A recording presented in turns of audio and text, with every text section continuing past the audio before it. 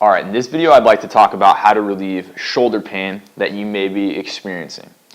My experience with shoulder pain comes from pain that started to affect my lifting when I was doing exercises like the bench press and the overhead, the overhead press or the shoulder press.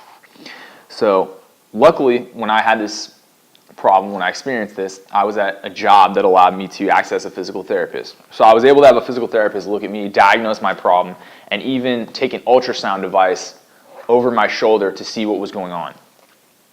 Now, whether or not this ended up being the case, when he took this ultrasound of my shoulder, he determined that I most likely had a tear in one or a number of my rotator cuff muscles in my shoulder. He then referred me to go get an MRI scan, at which point, because this was a number of weeks later, in fact, I think it was 4 or 5 weeks later, they determined that I didn't have a tear in the rotator cuff. So I'm not sure if it healed. Most people would say that it didn't, it was just never there, and he miscorrectly diagnosed me with the with the ultrasound. Whatever it was, I had extreme shoulder pain, whether or not it was a rotator cuff tear. So what happened is I had experienced a number of injuries before, and I had always looked for ways to fix those injuries with physical therapy. And I'd had a specific physical therapist who I'd used that had helped me in a number of ways. And I hadn't worked with him on my own, but he was an author. And that author is Jim Johnson. So I'm going to let you see the front of one of his great books on treating your own rotator cuffs, which of course is called Treat Your Own Rotator Cuffs. And it's by Jim Johnson, physical therapist. So he wrote that book as well as another book on the topic that he titled Bulletproof Your Shoulders, which goes over a similar set of procedures in order to get your shoulder functioning. Like many other physical therapy books I've talked about, Jim Johnson talks about how injuries in your shoulder are mostly related to muscles that are not correctly firing. In this case, he talks about how the rotator cuff is not being held in place by the muscles around your shoulder the way it should be. He talks about how the shoulder joint is actually not sticking tightly enough into the shoulder because of these muscles and their weakness. And he gives a series of stretches and exercises in order to alleviate that pain. In order to get his program of stretches and exercises, I suggest you read that book. But quickly, I'd like to talk about what some of the stretches are and a simple way you can do a modified version of them if you're not experiencing chronic pain now, but would like to prevent it in the future.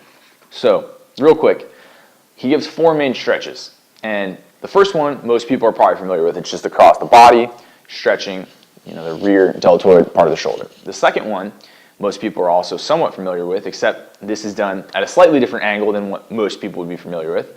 But it's taking the arm, placing the hand behind the head, and laying this part of the elbow up on a wall. If the wall was right here, I would be pressing into that wall to then push the shoulder up this way to stretch the muscle. And you would do that on both sides. The next one is where you take the arm and put it in a doorway. So if a doorway was right here on the front of my arm, I'd be holding onto it and then pull to stretch that front part of the deltoid and shoulder socket out this way. The fourth one would be where I'd actually have a band or a rope behind my back. I would grab it with this back hand and then I would pull above with this arm to pull that backhand up. And this then stretches that shoulder socket down and behind the back. And all this is doing is restoring what's supposed to be a normal range of motion to the shoulders. Now, along with these exercises, he gives a number of other exercises, most of which people are familiar with. Most of them are just standard rotator cuff exercises. An example would be a rotator cuff raise like this, or one where you're laying down on a bench and doing it, along with a handful of other exercises most people are familiar with. But the point of this whole video and talking about this is because there's a simple way to keep your shoulders functioning without having to go through a complicated program. So if you're in pain, I would recommend you pick up one of his books, Jim Johnson, either Bulletproofing Your Shoulders or Treat Your Own Rotator Cuff. If you're not in pain, I suggest you doing this warm-up before you do any upper body lifting in order to maintain that natural range of motion in the shoulders. This is also something you can just do on your own on off days. And all you need is some type of rope, but ideally you can have a band like this. This is just a simple heavy-duty physical therapy band. I have a number of different tensions. This is one of the stronger ones. As you can see, it extends. The great thing about these bands is they allow you to maintain tension on the muscles that are contracted, unlike a rope or other object that has a static length. So for this one, you simply extend it overhead, you tighten the band, and then you move it to one side, and this arm goes behind my back, similar to that stretch that I just showed you, and then you can simply rotate across to the other side and around in front of your body. You may have seen this exercise before.